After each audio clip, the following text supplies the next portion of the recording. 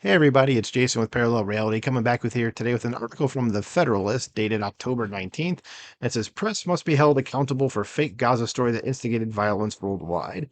And at the time you're hearing this, I've already done a couple of videos on a similar thing here, this topic about the news just reporting what Hamas said, the actual terrorist organization taking their word for it without any sort of, uh, you know, due diligence at looking in to see, like, did this actually happen?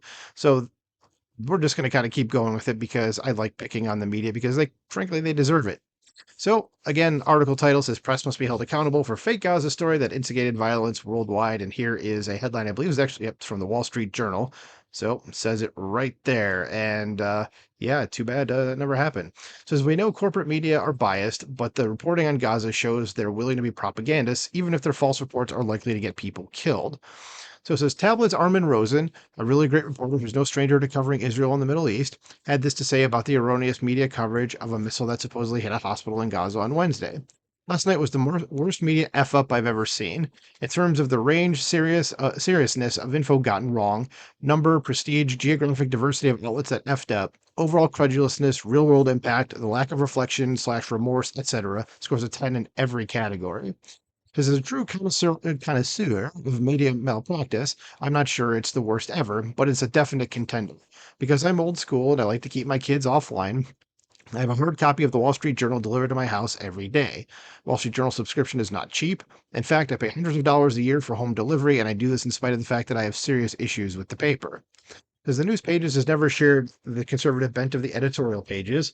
In fact, the internal political tensions between the two sections of the paper have been playing out rather publicly in recent years, and slide into hysterical and ideological coverage by the Wall Street Journal news team has been noticeable.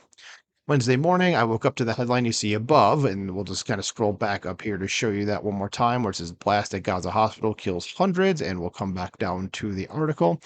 They says it right here in the next sentence. Well, duh, but I showed you the picture, so there you go.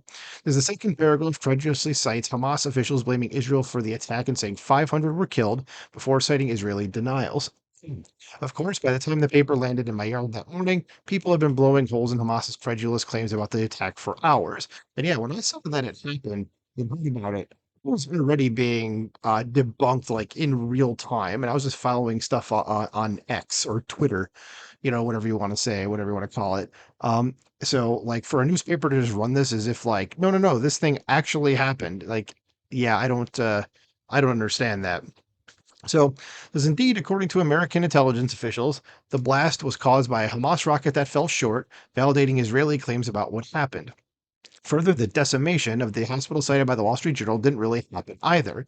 The rocket appears to have hit a parking lot near the capital.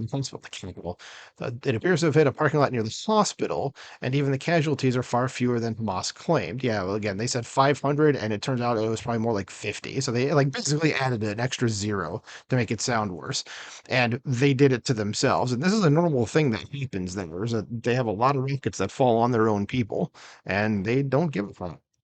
Says the only good thing I can say about Wall Street Journal's coverage is that it wasn't as bad as the New York Times, where credulous headlines were even worse. Initially, the Times went with Israeli strike kills hundreds in hospital, Palestinians say.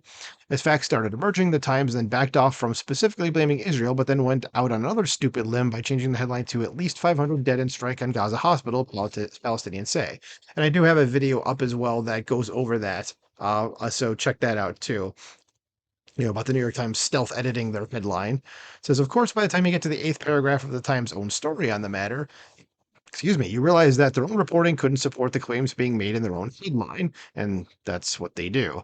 As the Gazan Health Ministry put the toll at 500 or more dead, which the ministry later changed to hundreds.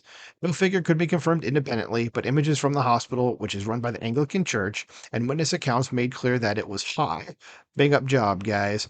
It says, if only this kind of dishonest propagandizing from Hamas had been entirely predictable and news organizations could have known to watch out for it. On October 11th, 6 days before the rocket landed in the Gaza hospital parking lot, Adam Rubenstein tweeted the following. Also, worth keeping in mind that the they only beheaded some of these babies crowd will be quick to cite the death toll of Gazans with no verification other than from reports by the Gaza Health Ministry, an arm of Hamas. And these guys are like expert propagandists. So everything like everything that they say should be taken with the largest grain of salt humanly possible. But these are folks that are just, oh, we need to blame Israel for reasons that you can probably figure out on your own. So they just went with it. So he wrote in parentheses here, he says, for what it's worth, I used to work with Rubenstein at the Weekly Standard, and after we worked together, Rubenstein went on to work on the editorial page of the New York Times. That job didn't last too long, at least not after Rubenstein found himself unfairly accused of publishing a perfectly rational op-ed that so offended the hard-left sensibilities of the rest of the paper's staff, they made the laughable claim that being exposed to a contrary opinion literally endangered their lives. I believe that must have been the Tom Cotton article that said that we needed to call in the National Guard during the Summer of Love to stop the riots or something to that effect. So that must have been him. So at this point, I'm not sure someone like Rubenstein, who is not willing to surrender his rational faculties in order to spout left-wing talking points, is even allowed to work at the Times, no matter how much the paper could benefit from a sensible perspective. It says, in any event, the New York Times, along with almost every other major corporate media organization, needs to be held accountable for what happened next.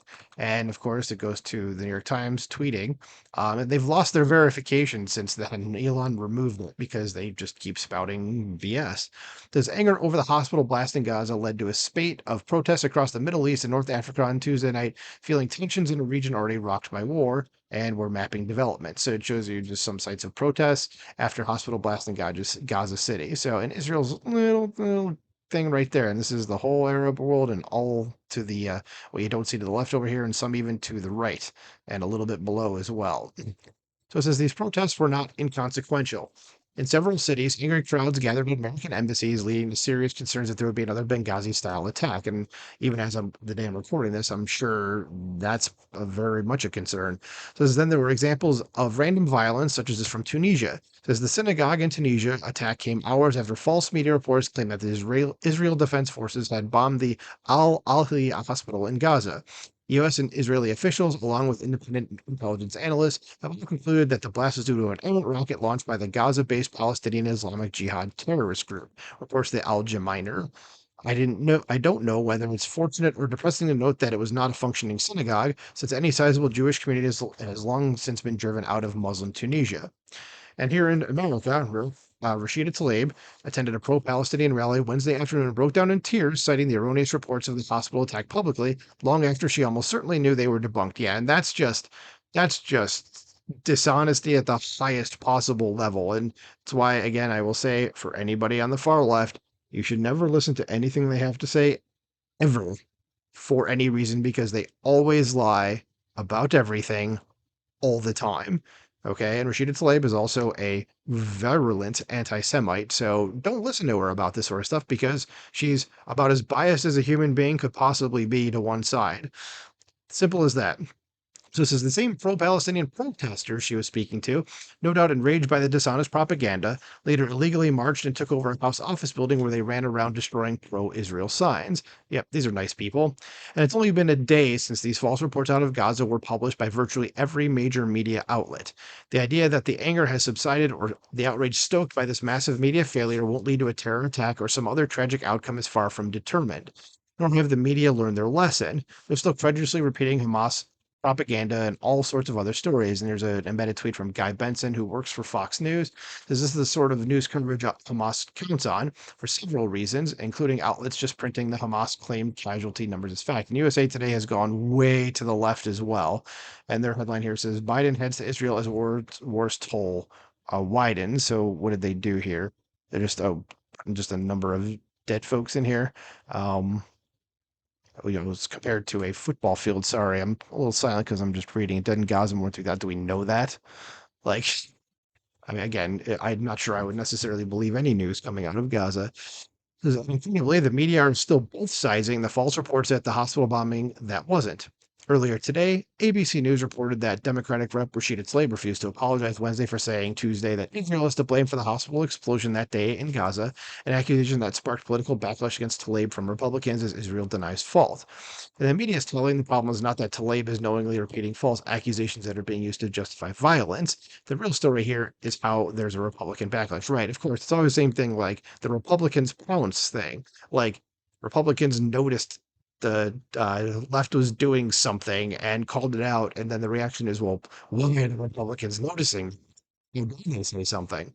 Because at this point, it's beyond tiresome to point out that the media are biased and wrong, but this is a whole new level. If they continue to defer to propaganda because it suits their deranged worldview, they're going to make an already tragic conflict so much worse and get even more people killed. Yep, that's correct, and you could already have seen it start to happen. Says this simply can't be tolerated. Over the past week, we saw several major donors withdraw money from universities condoning and tolerating pro-terror protests. If the media persist in purporting pro-Hamas propaganda, they deserve to start acutely feeling pain from subscribers and advertisers alike. Totally agree with that. I don't have a problem with that. I mean, I don't know how you stop the media from reporting fake news. I mean, I guess they have a right to do that. So I don't know how you get them to stop. Besides telling all their donors, like, pull your money out of there. Like, stop. Just stop giving them money. Otherwise, they're going to keep doing this. So let me know what you think in the comments below. Like, share, subscribe, and I'll talk to you soon. Bye.